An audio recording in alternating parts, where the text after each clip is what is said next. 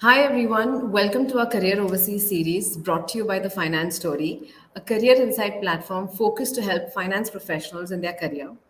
So we started the Career Overseas series a few months back, with the intention to help you and those looking for career overseas abroad to get a first-hand experience from professionals who are already working in the country of your desire. So we've previously covered various countries like Ireland, UK, Australia, New Zealand, Cayman Islands, and I guess a lot more. I've missed a few. So if you want to access all of these videos, just comment below, and we're really happy to share the link with you. And the summarized version of how you can find opportunities in these countries, right? So today our topic is unlocking Germany's finance market, right? So if you see over the last few years, a lot of finance folks, consulting folks have moved to Germany. Okay, so I'm sure there's a lot of opportunities out there. So we have with us Supratik Mukherjee, who's a commerce grad from Delhi University and currently pursuing a full-time MBA at Frankfurt School of Finance and Management, Germany. So he made a leap to do an MBA after working in various roles in India for over a decade. So he worked in profiles like transaction advisory, investment analyst, corporate finance, and later on moved to Germany to build a career. Right. So we'll be talking about why did he choose Germany? What is the German market like, and what opportunities does it hold? And does it make sense to consider building your career in Germany as an expat, as a finance professional, as an MBA in finance from India, or from any other part of the world? So let me welcome Supratik. Hey, hi Supratik. Thank you so much for joining in. Thanks a Thank you, lot. Chantel, for a very lovely introduction. It's my pleasure. Thank I'm you. really looking forward for this series of yours. Thank you so much. Thanks a lot. So, Supratik, we'll hop on to my questions. Okay. So, and those watching, if you all have any questions, do drop in the comments. Happy to if you guys can introduce yourself and tell us what do you expect from this conversation, and we'll address most of the questions or all of it. So, my first question for you is Supratik, which is the obvious one. Can you tell us a little bit about yourself? Okay, and why did you decide on Germany for an MBA? What was your decision making process? Sure. So I'll quickly give you a very, I would say, brief background overview of who I am and where I come from, etc., etc. So as you know my name, so I won't bore you with the normal details. So I've spent about, I would say, 6.5, 7 years in corporate finance and transaction advisory. I started off my career in 2016, where I started interning with Deloitte East Africa in their corporate finance team. So I spent about, I would say, 2 years in Africa because my parents were in Africa. They'd spent about almost, I would say, 15, 16 years there. So I already had like a base to, just go and roam around and figure out, different places there. So early in my career, I would say I'd spent about 24 months in Africa, where I did like a series of three internships. First, I interned with Deloitte in their corporate finance practice. Then I worked for a private equity fund based out of Kenya, which was primarily looking into impact investing space, and that was also a 6 months internship that I was working there for. And all these different internships that I did, they helped me open up my horizon. And then you get to know and learn a lot of things when you, let's say, talk to different people from different parts of the world. And at the same time, I was also after immediately after graduating, I was also pursuing a couple of professional qualifications. So I was pursuing my CFA, and I was also pursuing my FRM. So along with this, I managed to somehow complete my CFA and FRM, and then in 2018, I became like a CFA charter holder, and I completed my FRM before that. So I became a FRM certified FRM by 16.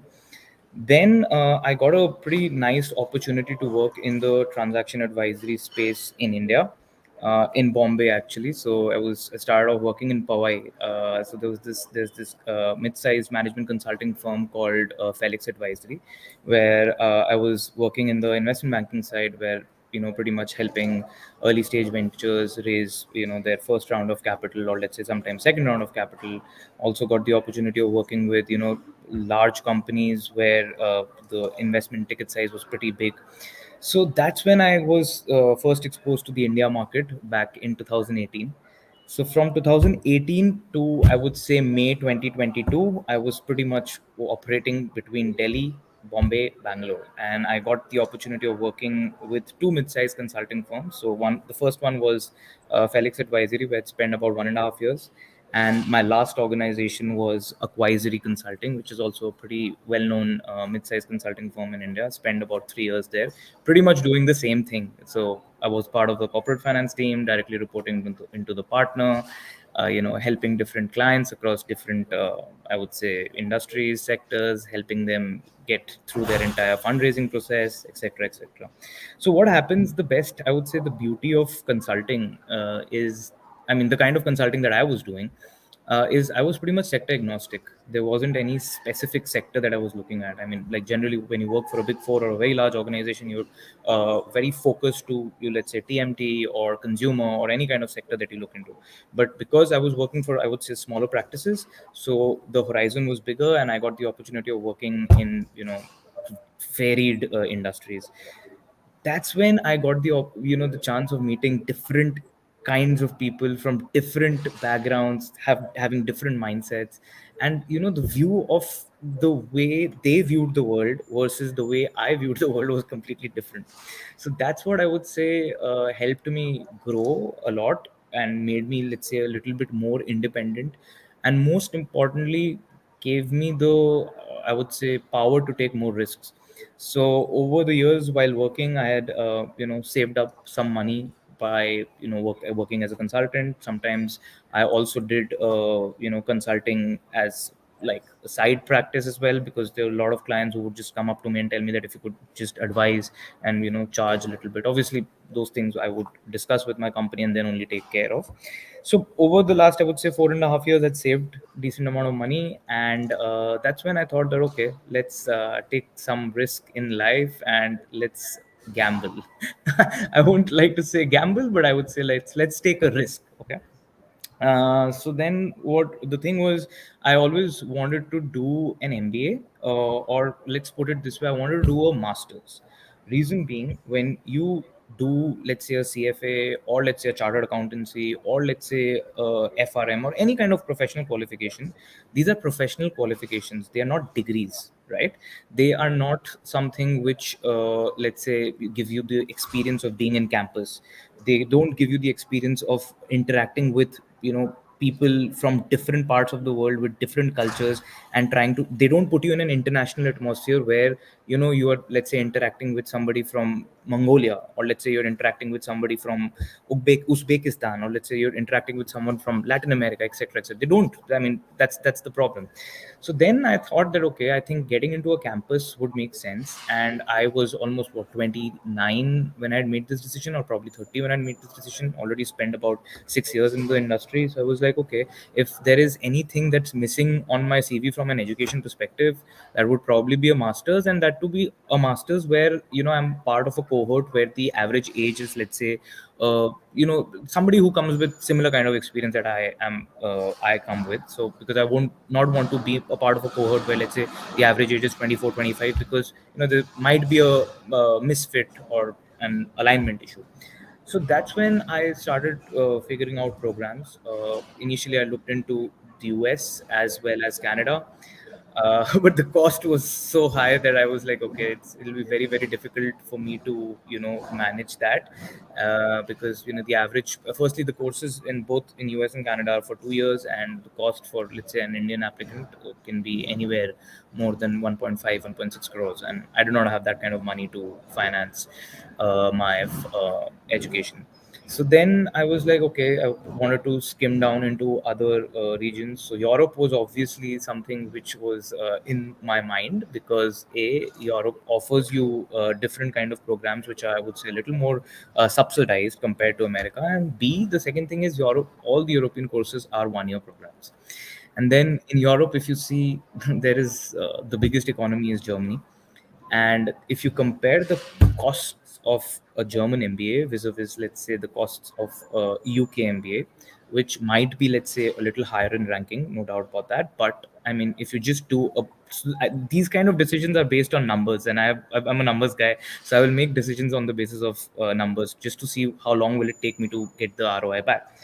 So then I found across this business school in Germany, which is currently I think the ranked third business school in Germany, and it also happens to be located in the biggest financial market across EU, which is Frankfurt.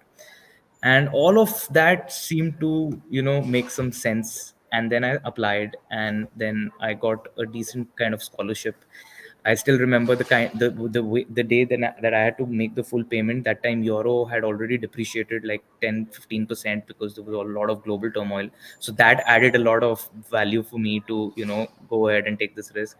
And I was like, okay, let's go ahead. And the decision was not at all easy because I remember I had cracked a very nice, I would say a job, or let's say a role in Bangalore, uh, in a very, very nice impact investment bank, which I wanted to be a part of. So I had to decide whether I let go of that opportunity or whether I come to Frankfurt. And I was like, okay. And my father also pushed me a lot because he spent a lot of time in Germany, and he's obviously well accustomed to the German culture and stuff. So he pushed and he said that you won't get the time of going again and again to Europe. Go and try it out. Even if you, let's say, don't like it, and if you have to come back, you always can come back. You've maintained a decent relationship with people here in India. Figuring out something in India won't be that big a challenge. So I was like, okay, let's go ahead and take the risk. And here I am now on a live LinkedIn live with you, discussing about careers and opportunities in Germany in general. Thanks, Supratik. That's amazing. That's so well explained and well put out. Okay. So I have a follow-up question. When you said you've done your CFA and FRM and I understand you were in consulting, transaction advisory. Since we have a lot of CAs who follow the finance story, did you ever consider CA? Because you said you're a numbers guy. So what was how did you decide on your career? Okay. And has it paid off? You Sure. know, yeah. So I would say when I was doing I did my BCom honors from Delhi University. So I had a lot of friends who were doing CA back then, and CA is something which generally in the Indian society people generally start by second year, or by third year probably they're done with their intern and stuff, and they're pretty much doing their articleship. So when I was in third year, I had no idea of what I would do. Let me be very honest. I had no idea of even entering the finance space. That's when I had started, let's say, trading in the stock market, and that's when I had lost like a lot of money compared to the kind of money I had back then. And that's when I decided, okay, let's say I want to build a career in this space. What all do I need to do? I tried to, figure out my way and carve a roadmap, let's say. So that was after completing third year. So I was like, okay, CA is something which I don't think I would want to do right now, because if I wanted to do CA, I should have, let's say, have that bend of mind immediately after 12th, because I remember a lot of my friends, they started actually doing CA in first year. So I made this decision of coming to finance after had completed my graduation. So that itself was the reason why probably I did not do CA. And secondly, I had a lot of friends around. In fact, I would say all my seniors, or let's say colleagues that I was working with, my previous organization, the partner that I was reporting to was CA. The in Felix Advisory, the partner that I was working with, CA. All my life I worked with CA, so I have a lot of CA friends. I mean, countless CA friends. So I knew exactly. I would say there's a huge integration between the way a CA thinks and, let's say, with the way a CFA thinks. The mindset is pretty similar. Obviously, CAs would be a little bit more deep in terms of getting into subject matter things like taxation, like accounting. And there's a hell of a lot of indirect taxes and direct taxes in India where a CA needs to be an expert of.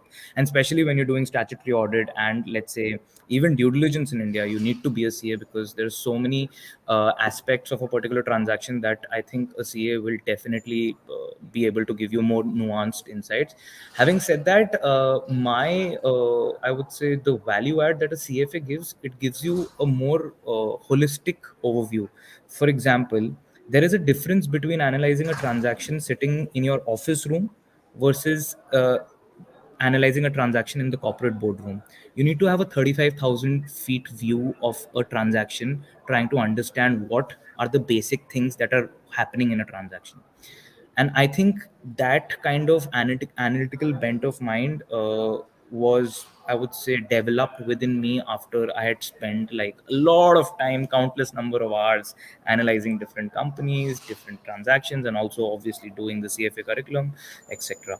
So that was definitely, I would say, a value add. And thirdly, I think I always wanted to do something where, if I want to, let's say, position myself in Kenya, or let's say I want to position myself in India, or now let's say I want to position myself in Germany.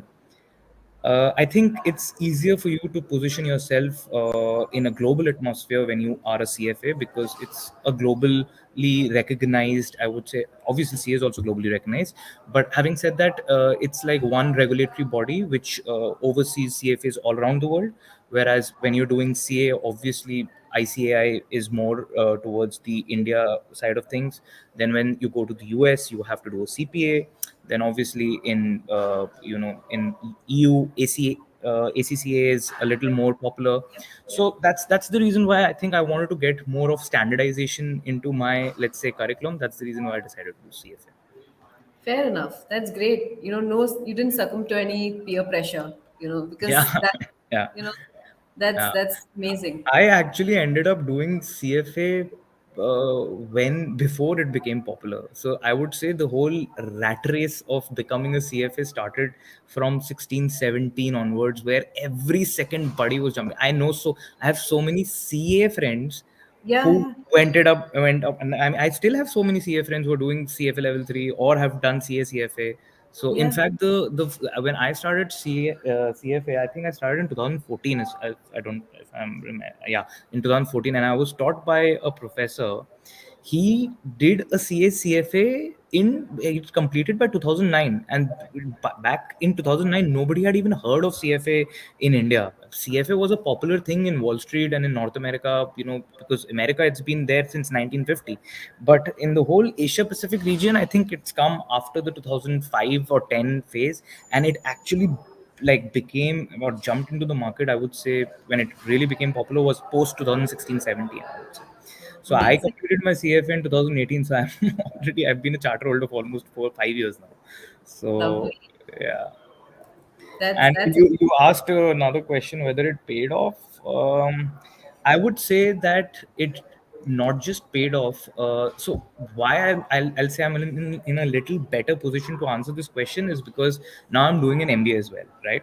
And MBA is a more of a general course. It's a generalist course. It will not make you a specialist in anything, but it will give you that 35,000 corporate overview where you know about, okay, what happens in marketing, what happens in finance, what happens in supply chain, etc. Not a specialist in any of the fields, but a generalist of all the fields. So in today's world, when I would say everything has become super niche, super specialized, because general things, you can just go to ChatGPT and find a lot of things in today's world. That's how the world operates. I think having a specialized degree or a qualification is, I would say, the need of the hour, because it is something which really sets you apart, not just in terms of finding a job. Finding a job is one of the things. It's there are so many hundreds and thousands of other things that you need to think through, like when you're talking to somebody, or whether you're making sense or not, whether you understand a particular thing or not, that completely depends on the depth of a particular field that you've visited, right? So I think having a professional qualification in today's highly competitive world definitely helps. it helps. It's Yeah. needed, and it's something that you have to consider. Yeah, in finance, I would say it's quintessential. It doesn't even help, it's quintessential. Like Yes. I'm working in an organization right now where every second person is a CFA. So yeah. Yes, absolutely. Okay, I'll just ask you the MBA questions now. So, can Sure. you tell us, how is it, what was the process applying, for an MBA school in Germany? Okay, and what's the pricing model like? Yes, you gave us a comparison that is way higher in US and UK, but what's the pricing like? Yeah. So there are two answers to it: a long answer and a detailed answer. What kind of an answer do you want me to give? Because the detailed answer consists of some nuances that absolutely nobody can give you. You cannot find that in ChatGPT or internet. Only Detail, somebody who's detail one, decision okay, made. Yeah, okay, yeah, you want a decision maker. Okay, so yeah, I'll tell yeah. you something which not even the schools here promote. and advertise. And if I tell you, I'm sure a lot of people who are listening to this will be really motivated, because that's something that even I did not know when I came to Germany or to Europe for that matter. So all the MBA programs across Europe are 1 year programs. It will be very, very hard for you to find an MBA program which is a 2 year program. All right. So generally the intake happens in September, and from September to, let's say, September next year. That's how the entire program carries on. But the thing is, on paper, it's a 1 year program, in the sense that you have different parts of your MBA. First 5 months is when you do all the courses together. Everybody is pretty much studying the same things, because nobody has picked up a particular elective. So all, let's say, a cohort of 40, 45, 30, 35 people are studying together. Then it's when you choose your electives. When you do the specialization, you have to choose like 4 electives. That's when this group splits apart, because not everybody is picking up specific subjects, right? And then in the last 3 months you are doing your own thesis, where you have to write a thesis, or whether you do an individual project, whether you do a group consulting or a company consulting project, or whether you do a, let's say, you have an entrepreneurial, or let's say a startup business plan, you can do that as well. So what happens is, the way the entire curriculum is structured, it's effectively 6 months of on-campus studies. The remaining 6 months, you don't need to be on campus. Okay.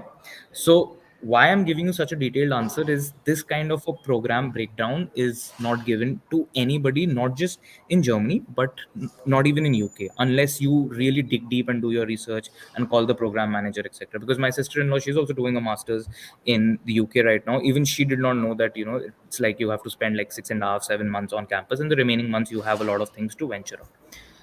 So I got to know this after coming here, and I was like, okay, I have like 5, 6 months. What do I do? So that's when a lot of people in Germany and around the world, in the EU zone, they pick up things like something which is known as a work student role, or let's say an internship role, and that's exactly what I'm doing right now. So along with my studies, I'm doing a full-time 6 month internship, where 6 months I'll be working with a company.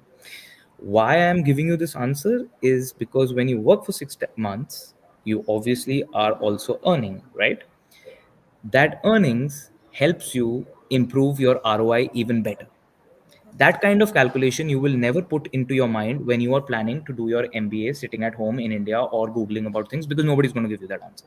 So that's the reason why I asked whether you want a detailed answer or whether you want a normal answer. So, yeah. Oh, great, lovely. So what's the pricing if you consider the cost of an MBA? Like how much would it approximately be, and including your stay and the expenses for the first 6 months, and how much could you potentially earn in the next 6 months? Rough figures would help. I'll give you very good benchmarks which you can then probably correlate, tally with. So if you're looking out for private universities, so Germany, there are public universities and private universities. Public universities are very close to free, not totally free, little bit money you have to pay, but it's pretty much free. And private universities, there's no point of public universities, there's no point of discounting or anything, because the university pays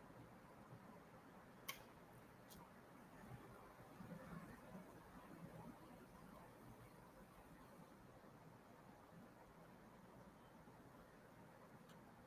I guess there's some network issue. Just try to figure out.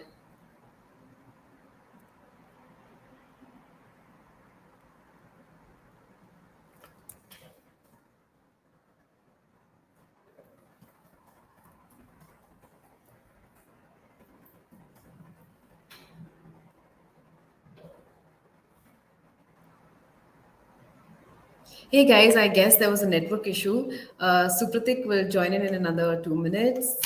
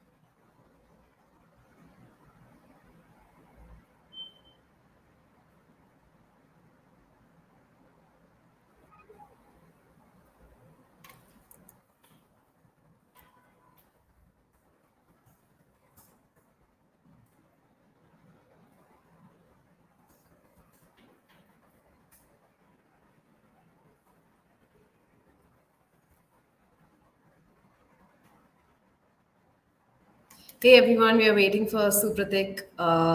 Just give us 2 minutes.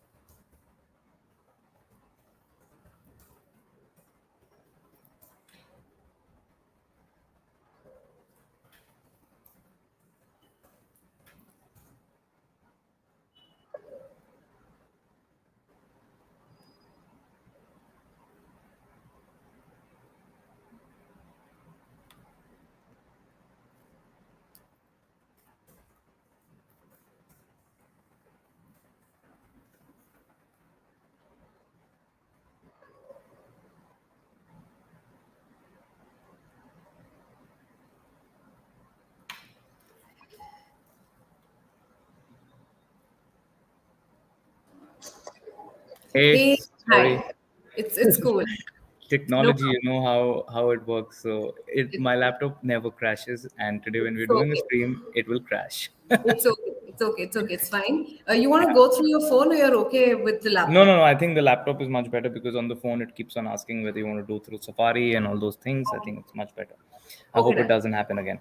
Okay, Don't worry. Don't so worry. we were talking about the costings, right? So the thing is, I was saying that if you look for a public university, so there's no point of looking out for discussing the costs because it's pretty much as close to free.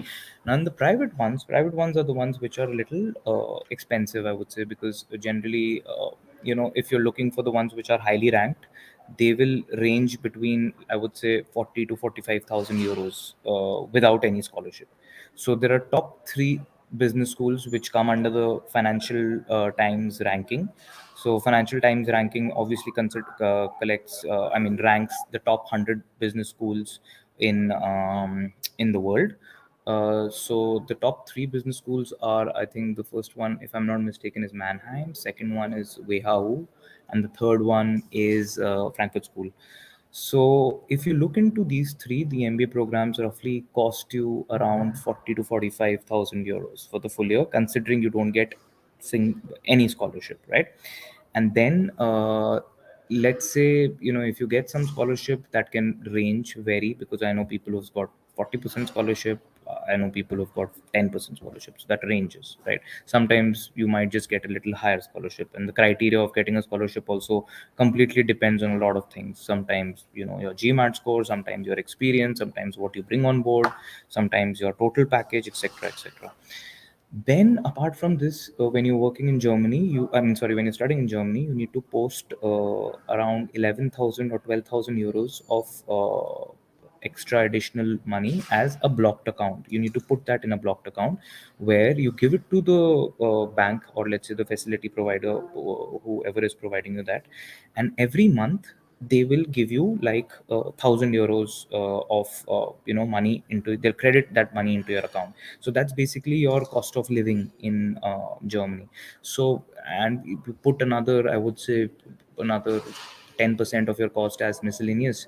So if you don't get any scholarship, and visas and all, and visas is a very long process, because I mean, I would highly suggest whoever is applying for Germany, please keep in mind at least 4 to 5 months of time in terms of visa processing, especially if you're applying from India, because it takes a lot of time. And if you're applying from Delhi, then it might take just 5.5 months. So if you're apply in the first cycle and immediately go ahead with the visa processing and stuff, because that takes time.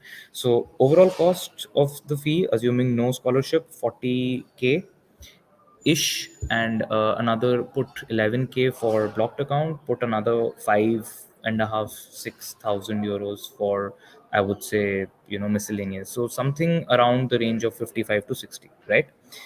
1,000 euros, and you can do the conversion. That's pretty simple.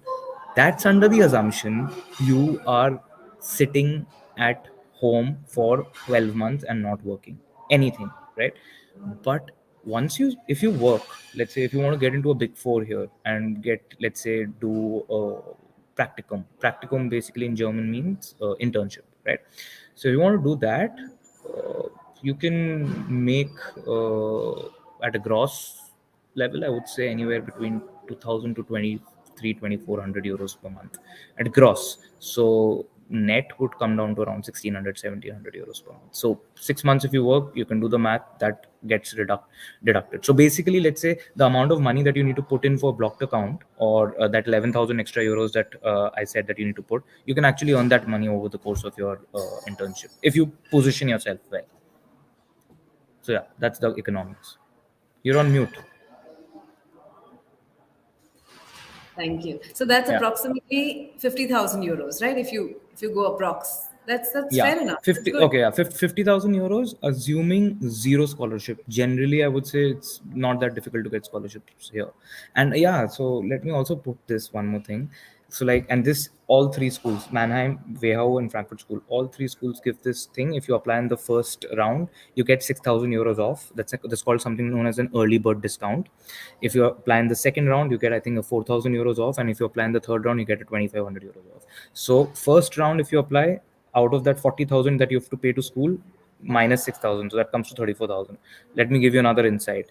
If you end up paying full money upfront, you get 5% off, and 5% of 34,000 is a big amount.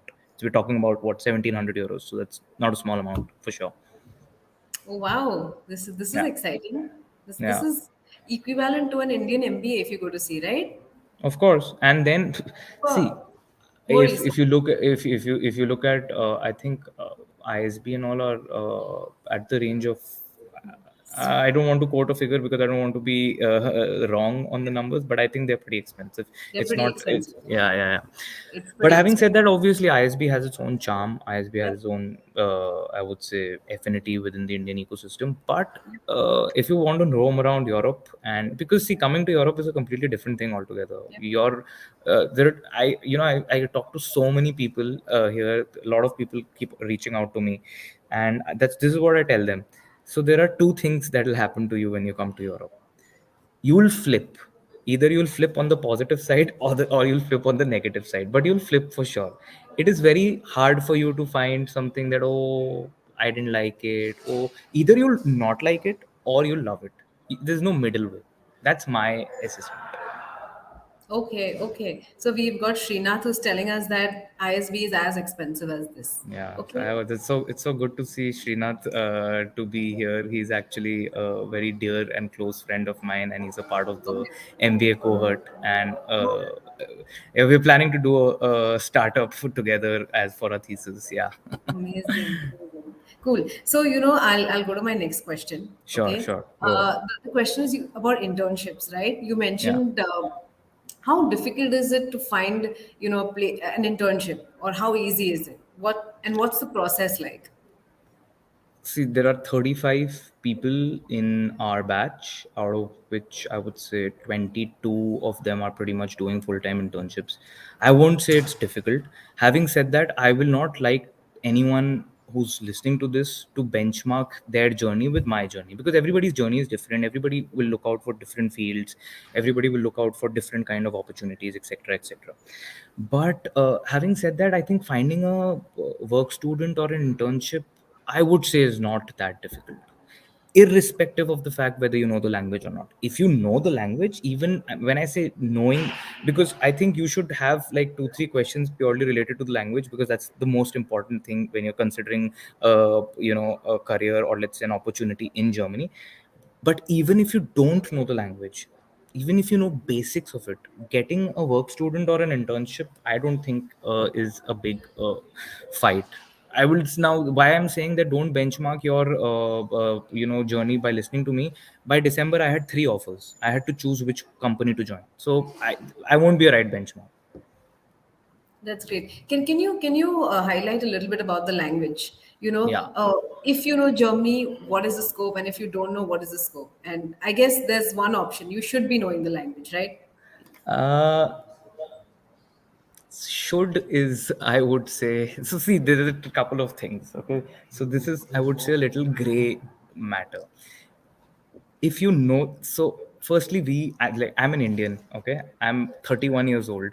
if you expect that I can pass, let's say, A1, A2, B1, B2, so these are all levels in Goethe Institute. And if you expect that if I pass all these levels and I say that, okay, I have passed this, and then if you say that, okay, I've passed B1, B2, am I fluent? Fluent basically means if you are you fluent. The answer is no. I am at a B1 level, okay, right now. And if you ask me whether I am comfortable speaking in German, yes, if I am very comfortable speaking with you because you don't know how to speak German. But if you tell me that if I have to speak with Germans in German, or to make it even more difficult, if you have to speak with a client in German, so you can be at a B1 level or a B2 level, still you'll struggle. So the thing is, you don't have to be extremely good. Initially you need to manage, because 90% of the people struggle in speaking, but a lot of people understand the language after staying, let's say, 1.5 2 years here. I mean, understand somebody who's, let's say, speaking at a very fluent pace also, they can understand that. So if you can do that, I think a lot of things can work. Now, to answer your question, you should know the language. I know a lot of people who don't know the language. I know a lot of people who stayed here for 10 years, don't know, just know basic German. But they come from a field where you don't need the language. For example, let's say if you come from the tech side of things, if you are an IT professional, you don't need it. I know a lot of people who are very mediocre in German but have been staying here for 10 years and don't complain one bit.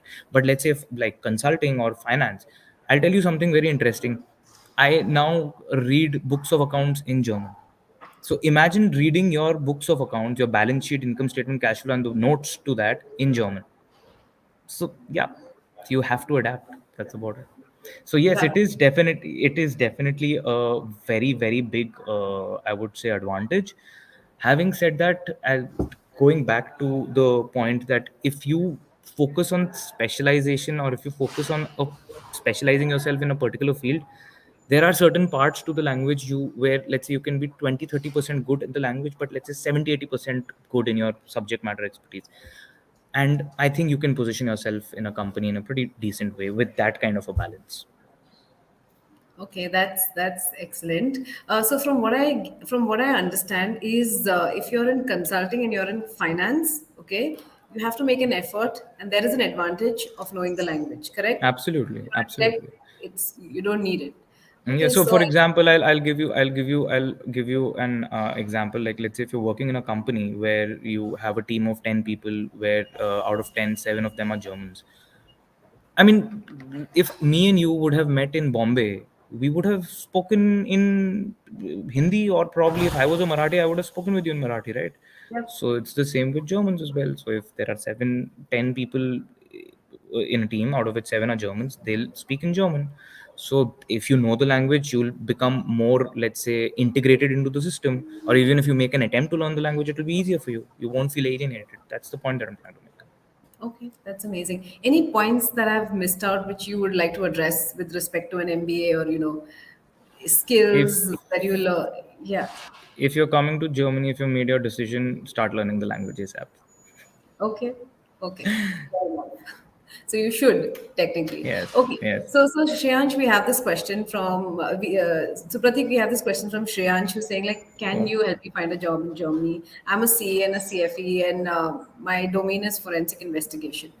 So what's your take on this? Like, what are the so can you tell us what is Germany hiring for with respect to expats? Where can expat finance folks, CFAs find opportunities? Those who don't choose to do an MBA, are there roles for them? Certainly, there are. I know a very close friend of mine.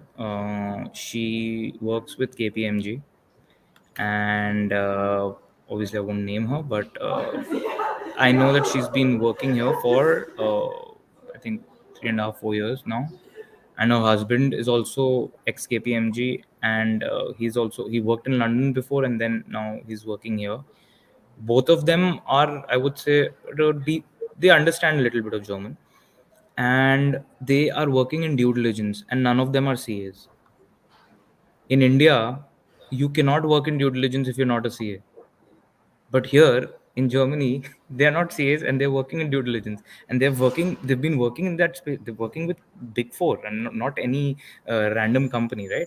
So, having said that, opportunities are there. Definitely, there are opportunities. But if I have to narrow down, definitely, I would say consulting is good. But then you have to also look into the kind of teams that you're getting into.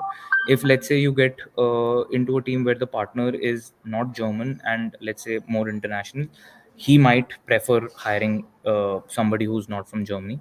But let's say if there is some other person who's, where you would need a lot of German skills, and let's say, for example, if there's a German client that you need to face, then obviously they would need somebody who can speak German. Having said that, if I was someone who's, let's say, from not from Germany and not doing an MBA, the three primary target regions that I would look into, number one would be consulting, because there is always churn and there is always people leaving, coming, somebody going from one company to the other. So there is always be hiring.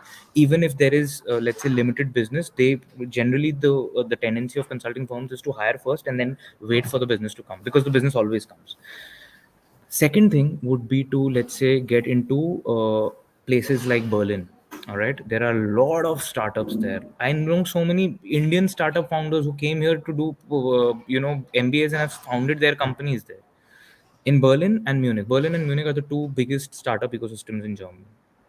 So startups, I would say, is they are more open, especially Berlin, because as I said, that it's a more international place than Frankfurt. Get into the corporate strategy side of things. So like CEO office or CFO office kind of roles, or let's say business finance strategy kind of roles. That's the kind of roles that you would like to do. And somebody, I mean, a lot of CAs also get into roles such as FP&A. It's a very, very common role. And let's say if you're doing FP&A for a company which is Series B, Series C kind of funded, you're doing good work. I mean, you'll be doing pretty nice work there. And there might be a possibility that the work-life balance is probably better than consulting. Might be, right? So that is one. Second, then you can get into the business finance kind of roles, as I said, where you're helping a startup or a new age company prepare for the second round, third round, etc. The third thing would be probably to apply in the investment houses, such as your venture capital funds and private equity funds, who have investments not only in Germany but across Europe. Because if that's the case, then you will be looking at portfolio companies which are located in Belgium, in France, in some other place. These places, obviously, they might look at somebody who knows how to speak English more than German. So that would have been my mindset. Having said that, obviously now I'm doing an MBA here. The access for me to the market is much better compared to somebody who's sitting and applying from India. But if I was that, I would have narrowed down the market like this. Okay, so that's some great insight. So once you narrow down the market, you're saying if you sit Hmm. in India or you're in the UAE, Hmm. it's clearly possible that you can find opportunities. Like Yeah. it's there's a lot of hiring happening for expats. There's a need Yeah.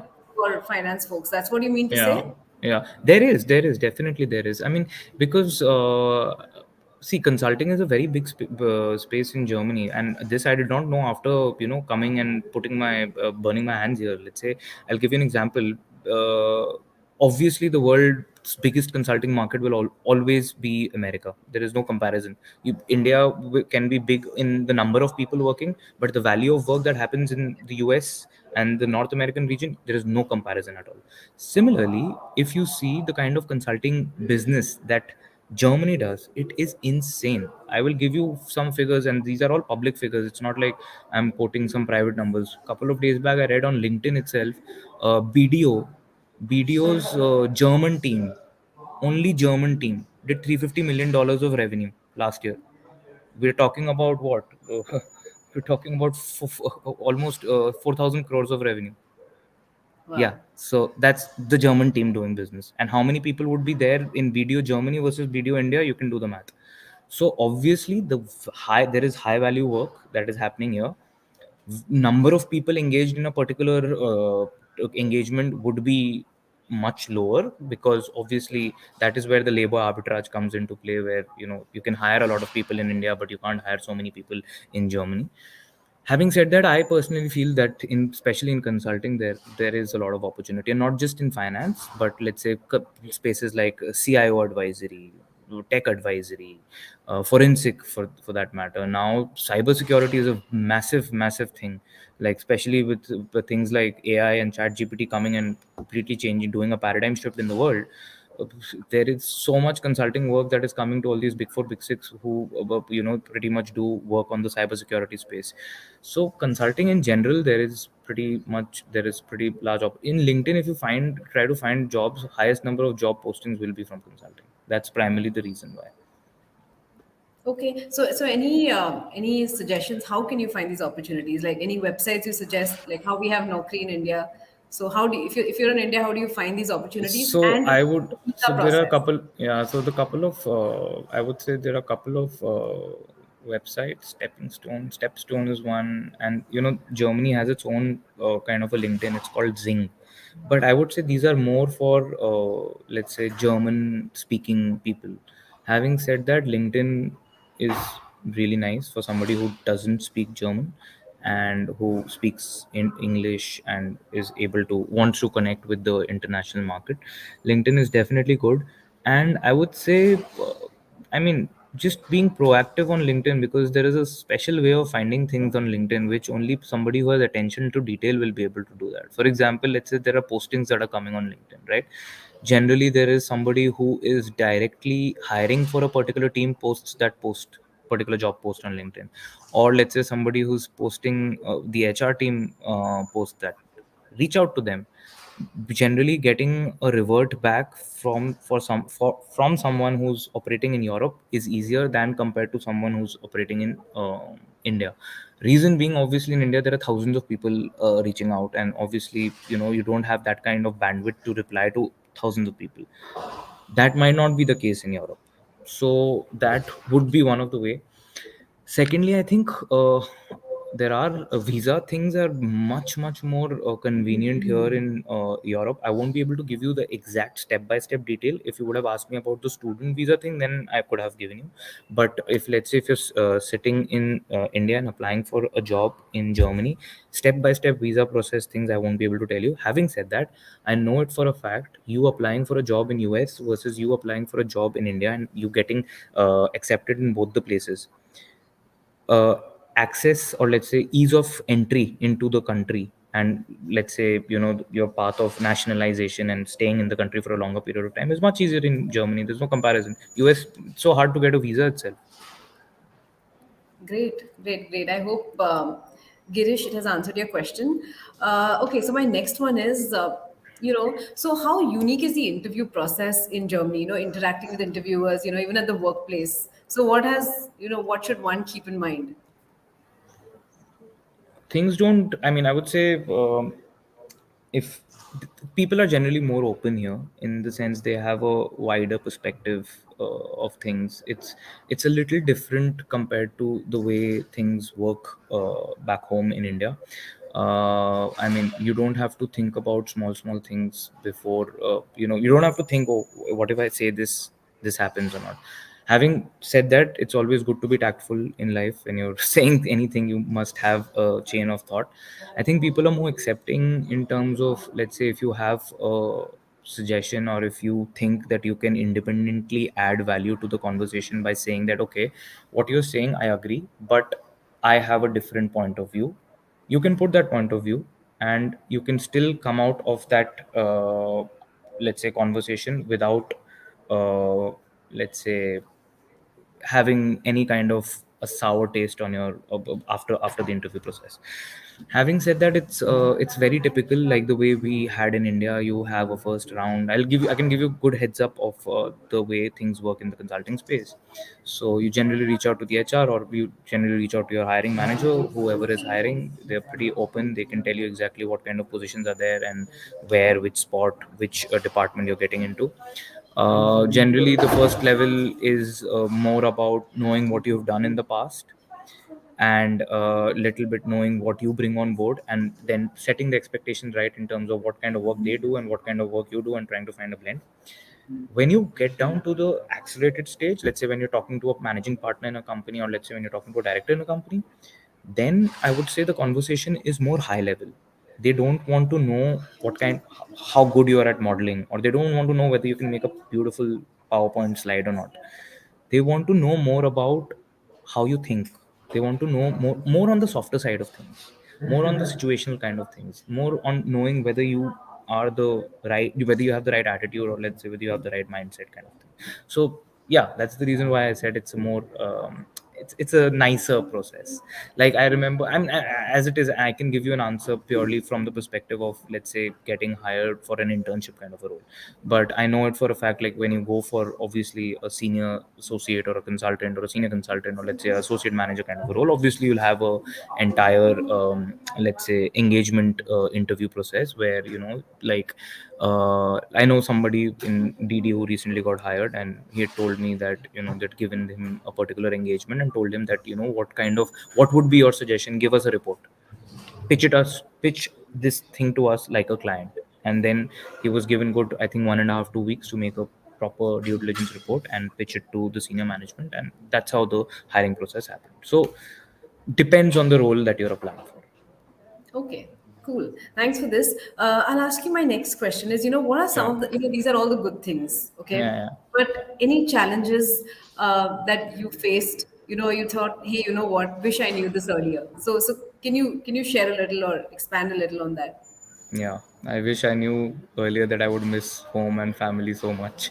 That is definitely one. When you leave for home, you think, first things first, when you're staying in India for a very long time, you take a lot of things for granted. Okay. So, whoever is listening to this from India, point number one, every small thing, we have a phone, we have an app, everything can happen. Germany also has that, obviously, but the thing is, things don't happen like that. For example, if you fall sick, everything you need to take something known as a termin. Termin means an appointment. For example, I had like a root canal that need to be done because my cap came off, right?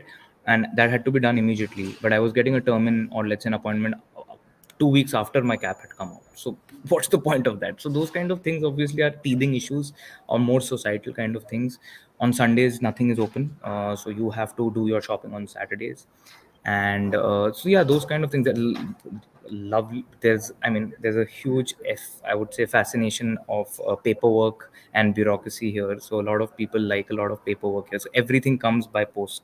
So things come to your post. So every morning when you come, I never in my life, when I was in India, I opened my letterbox. But here you have to open your letterbox. If you don't open your letterbox, you are missing out on important information. So those kind of things, I would say, access to convenience, like, quickly calling somebody who can, come and repair your things at home, and things like that. Those kind of things don't happen in Europe. So cooking your own food, cleaning your own room, so Oh, convenience will go. So that's what I'm saying. These are things which you will have to take care of. And if you are, let's say, 10% independent in India, you have to be 110% independent in Europe, to sum it up. Yeah. okay, that's great. Anything on the work front or in On the work professional? front, I think professionally, initially you will face the problem. uh, it, don't take it in such a way just because you see pretty Instagram stories of people who have made it in Europe, and who post beautiful pictures of the sunset and the sunset. Obviously Europe is so pretty. On Instagram it looks even prettier.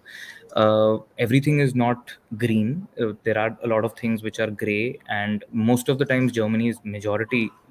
Most of the time the weather is gray, so you will feel dull on those front. Having said that, on the work front, initially you will have a challenge in terms of getting into the system, trying to get into the German way of things, like, the language, the culture. There are a lot of integration, a lot of blends that you have to keep in mind when you're operating. So but that's something which, you can wriggle out. I would say give yourself time, give yourself at least a quarter's time. These are things which you can't decide, or you cannot make a judgment after, working here for 1 month, or let's say 1 week, and say that, oh, this is not good, I'm not liking it. These kind of things. There are different challenges in India, there are different challenges here. No place is perfect in the whole wide world. So that's how things work. Okay, amazing. I should have asked you this question at the start, and you did give us some insights into the German market. But would you want to share a little bit about, what's the German market primarily about? What's the economy? What's the finance industry? How big is it? and what are the top places to apply for? Yeah. If you want to make a career in finance in Germany, it's a no-brainer. You have to come to Frankfurt. Every second business, house, family, investment fund is here. There are two markets actually, Frankfurt and Munich. A lot of people don't know that probably the richest people and the wealthiest people in Germany stay in Munich. The real estate market is the biggest in Munich. So all these things I got to know after coming and after working here. I did not know all this. I thought like Frankfurt is wow. I mean, Frankfurt is considered to be like the mini Wall Street of Europe, because the European Central Bank is here. Every name any big investment bank that doesn't operate, JP Morgan, Morgan Stanley, Goldman Sachs, all of them operate from here. Any top consulting firm, the big four, the MBBs of the world, all of them work from here. So Frankfurt, if finance is your forte, you have to be in Frankfurt. If startup and getting into the venture capital things is your forte, you have to be in Berlin. And if you want to mix of both, go to Munich. Okay. Anything else you want to add about the economy, about the German financial industry? Economy is pretty, I would say, stable compared relatively to the other European countries. I know I have people in my MBA cohort who are from different parts of the world, and one of them is obviously from the UK. Apart from that, I have family also staying in the UK. So UK, relatively, I would say the cost of living is much higher compared to Germany, because rentals are high and your daily groceries and all those things are pretty high. Germany, in that sense, you might be earning less, but the quality of life and the savings, etc., might be higher, because obviously the cost of living is lower compared to UK. But yeah, taxes are pretty high, and if you plan to come here, there is there are a lot of taxes that you need to get used to. So yeah, that's about it. So, if you're looking for a better life and, of course, great work exposure, Germany could be a great consideration. If you're just looking at the money part of it, that would not be the right place to You consider. see, Just if you if yeah if you have money in your mind, then there is obviously no comparison to America. US will obviously be the king of capitalism, no matter hundreds of people can say whatever, whether the dollar is dying or what not. Capital land of capitalism will always be America. Having said that, if you want a decent quality of life, decent money, and let's say, you know air that you can breathe, and general quality of life being pretty cool and chilled out, and being in Europe, I mean, once you start living here, you get addicted to a lot of things. Like, you get addicted to less chaos, less noise, less spending more time in vacation and things like that. So if you want that, that's the reason why a lot of people come here. Peace and money. amazing. But only money, then go to the States. Okay, okay, that's amazing. So I have this question. It's the last one from me. How Sure. important is networking in Germany, and how do you build a network? Everyone says network, network, network. How do you connect? How do you meet people? Networking is not important in Germany. Only important in Germany. Networking is important even in New Delhi, even in Noida, even in Honolulu, even in any part of the world. Without networking, nothing can happen. In a consulting firm, who is the highest paid person? It's the partner. Why? Because he gets in the business. How? He gets in the business through his network. So networking is most important. So how do you network? Networking is an art. It cannot be explained by, and it's an art different for different people. I might connect with someone who, let's say, comes from the finance field, or I might not connect with someone who comes from the finance field. I might connect with someone who is coming from, let's say, the creative side of things. Networking is different. Chantel will network with people differently. Supratik will network with people differently. Having said that, networking is quintessential. Without that, nothing is possible. Or else you'll only play around with your keyboard and your PowerPoint and your Excel. But if you want to be the guy who gets in the business without networking, not possible. Okay, any forums, any groups that people who are not in Germany, or any finance groups that people can join in? Sure. So I can talk about finance because I because of the CFA Institute you get to be a part of different charters and let's say different because CFA Institute has like a society for the India team, society for Germany, for all the countries that's pretty much there. So I was a part of the CFA Society Germany this like thing. So that gave me a chance to network with people from different parts of from different backgrounds, from different companies, etc. That I was one part. Apart from that, I do a lot of content creation on Yeah, I see. YouTube, yeah, on different portals. So because of that, I get to network with a lot of people, and I generally come from a family of content creators. So yeah, Oh, that's really? probably, yeah. So my brother is a very pretty popular content creator, and Really? yeah, What's his name? yeah. So his name is Shubh Mukherjee. He is a brand ambassador for Sony and Oppo, and he's worked with a bunch of large brands such as he was the one who introduced the BMW bikes brand in India through his through the content creation space. So he's a pretty well known content creator. Wow, that's interesting. Yeah. Cool. So I guess your friend, I think Arjun is your friend, right? So he's like, will you come back to India? Will you stay in Germany? So you want to tell him? That's Archit is. I mean, I can tell him on WhatsApp as well because I am yet to respond to one of his messages. So coming back to India or coming back to Germany, see, I am a guy who would like to have. Um, I would like to take an opportunity which is best for me. That best for me opportunity can be in India, can be in Honolulu, can be in Kenya, can be in Germany. So let's see. I'm pretty much open and flexible. Okay, cool. So, Supratik, any other question you think I've missed or you want to add, which could help someone who's looking at Germany, as a next place for their Yeah, I careers? mean, first things first. I think if you decided that you want to come to Germany, try to reach out to as many people. Try to get a sense of how things are. I know a lot of people write to me, reach out to me on LinkedIn, on social media to know more about Germany. That's the right way of getting things done because writing and asking ChatGPT whether Germany is a good place or not is not the right way of doing research. And it's always good to get both sides of the things. Don't only listen to positives. I can sit here and talk about positives for 1 hour, but also try to get the negative side of things and then try to make a balanced decision. Having said that, even if you do all this, you will only always in your life get to know only 40% of the story. The remaining 60% of the story you will get to know after coming. So don't even try for that 60%. Okay. True. That's okay. I have this question. Okay, I know a lot of Sure. people are moving to Ireland. A lot of people are moving to London. Okay, because after Brexit, there are a lot of opportunities of finance guys, accountants. I'm talking from finance point of view. So why are there so many? Why there are so many people looking for opportunities in Germany? You know, aren't there enough people locally available for the various roles? Why is there is there some excess? What do you say? More job roles coming in? That's my super So you have to understand one thing that in EU, the population of EU is made of 27 countries. Okay, the population of EU is 427 million, something like that. Okay, the population of Uttar Pradesh is 200 million.